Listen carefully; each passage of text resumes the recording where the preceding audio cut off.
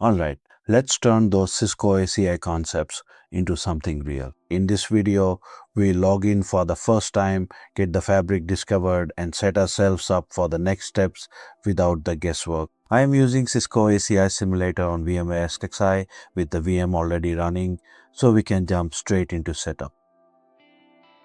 Here's the lab we will be working with. While a large topology option on the simulator natively provides 3 APIC controllers, 2 spines and 2 leaf switches, we are going to streamline it down to a single active controller configuration. The fabric discovery will be controlled end-to-end by APIC 1 via link layer discovery protocol. Let's get started by configuring the controller using the setup utility upon its initial boot.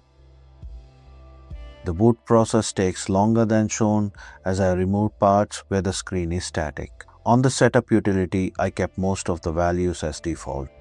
I opted to go for large topology as I do have the hardware needed to support it. However, I will only opt for one controller instead of the 3 that are available to use. The TEP/IP pool provides the internal infrastructure IP addresses used by every switch and ACI to automatically route VXLAN traffic across the underlay fabric.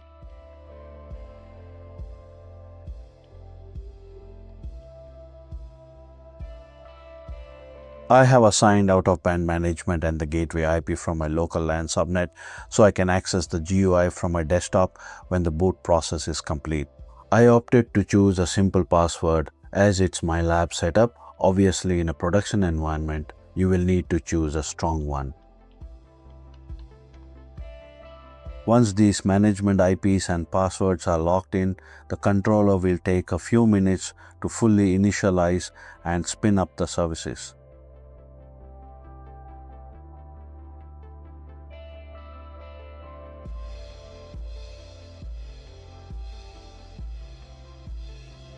Once we can log in, we will try to access the GUI interface and start registering the switches.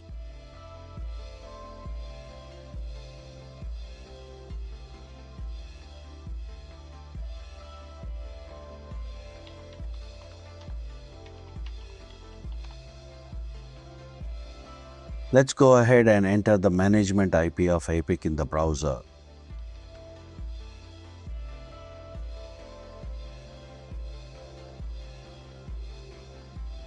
Using the password that we choose during the setup utility, we will log in to GUI for the first time. On the Tenants tab, you will see the 3 tenants that ACI has by default upon boot. Under the Fabric tab, click on Topology and you will only see a APIC controller sitting under it.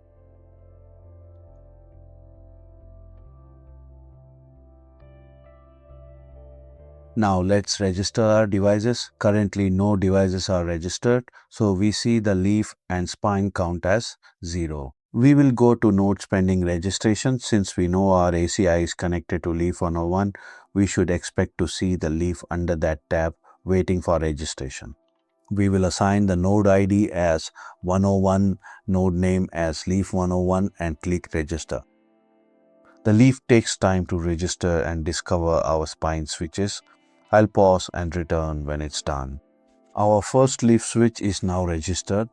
From here, it will further discover the spine switcher. One of the commands that you can use to check and monitor discovery of the switches is by logging into the APIC CLI and execute ACI diag fnvre. It displays the IP address and state of switch nodes that are registered with the fabric.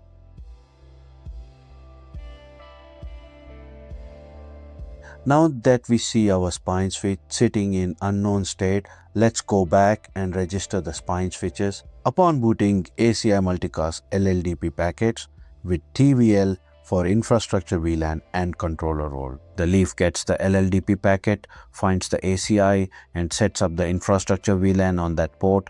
Once it registers, it sends its own LLDP packets to its connected ports to find the spines. We will assign the node ID as 201, node name as spine1 and register our first spine. For spine2, we will assign the node ID as 202, node name as spine2 and register our. Once the spines discover the remaining leaf switch, we will register the leaf 2. I will go ahead and pause the recording while the registration completes.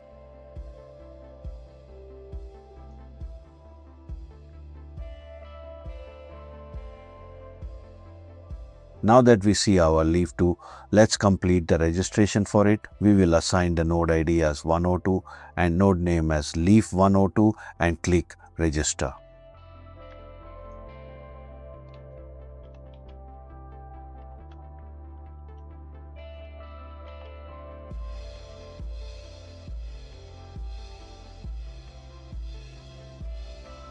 Now that our discovery process is complete, let's take a look at our final physical topology. As you can see on the screen, our ACI controller is connected to our leaf 101 switch, which form our access layer. Above them, our spine switches form our high-speed fabric core. Before we jump into configuring our fabric access policies, there are two critical rules about this completed discovery phase that every ACI engineer must remember. First, notice the wiring. Leaves only connect to spines and spines only connect to leaves. There are absolutely no cross connections between spines and no cross connections between leaves. ACI and external devices only plug into the leaf layer. Second, everything you see here is currently just the underlay network. Thanks to our LLDP, DHCP and ISIS discovery, these switches can all talk to each other using internal infrastructure IP addresses. However, they don't know anything about our production servers, VLANs or applications yet. To bring this hardware to life and connect outside workloads, we must now build our fabric access policies. Let's explore fabric access policies now. Why do we need them? In a traditional network setup, you configure each switch individually through the CLI directly on the physical interface. Cisco ACI changes this by using profiles which separate port behavior from hardware. This is called object-oriented configuration. But why did Cisco create separate fabric access policies instead of integrating this into tenants? Fabric access policies act as the physical boundary layer of your data center. They separate infrastructure management from application management. The network team manages fabric access policies, while server or DevOps teams control tenants without altering port settings or upstream connections. On the physical side of the fabric, ACI uses two linked policy objects to manage hardware configuration. First is the switch profile and second is the interface profile. Think of the switch profile as where the policy applies.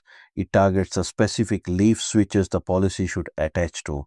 The interface profile is what the ports do. It defines port selectors, port groups, and the policy behavior for those interfaces, independent of any one switch. When you associate the interface profile with the switch profile, ACI applies that port configuration to the selected switches. That separation is the practical payoff. The design becomes reusable, so if a leaf switch fails and you replace the hardware, you can map the same policy structure to the new switch without rebuilding the configuration from scratch. Let's walk through the exact steps to configure this physical layer in the ACI GUI. We will start by creating our individual port characteristics under the Policies folder. Expand Policies, then expand Interface. To set our link speed, expand link level, right-click and select Create Link Level Policy. Name this Server Ports, set the speed to 10G and click Submit.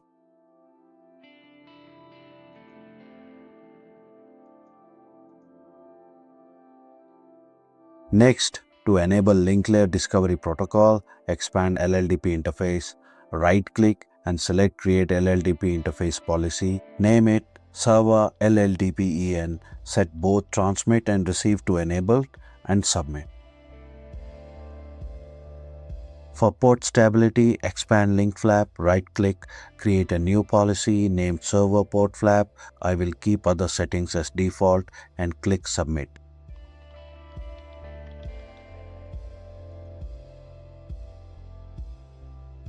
Now we need to bundle these characteristics into a single template. navigate up to interfaces, leaf interfaces, policy groups. On leaf access port, right-click and choose Create Leaf Access Port Policy Group. Name this prod server. Use the drop-down menus to select your newly created policies. Select Server LDP EN for LLDP policy. Server port flap for link flap policy. Server port for the link level policy. Then click Submit. With our policy group built, we can create the generic port blueprint. In the navigation tree, click on Profiles under Leaf Interfaces. Right-click Profiles and select Create Leaf Interface Profile. Name it Leaf Server Ports.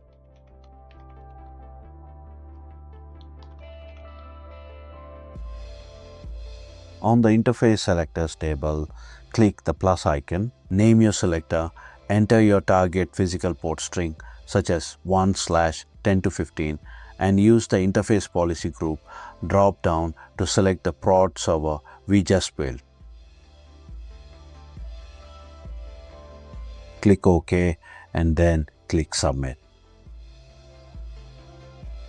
Next, we map our hardware. Navigate to the switches folder near the top of your tree, expand Leaf Switches and right-click Profiles to select Create Leaf Profile. Name it Leaf Switches. Under Leaf Selectors, click the plus icon. Use the Blocks table to add your physical hardware switch node IDs 101 and 102. Name the selector, click Update and then click Next.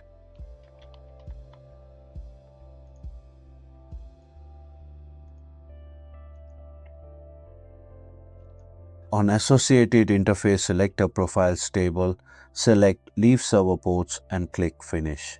The ACI will automatically deploy a 10G LLDB enabled server characteristic across ports 1/10 through 15 on both switches simultaneously. To sum up, navigating through all of those nested folders in the Cisco ACI GU, I can feel incredibly overwhelming at first. However, as we just saw in our walkthrough, the controller is really only asking you three basic questions. Which switches are we configuring?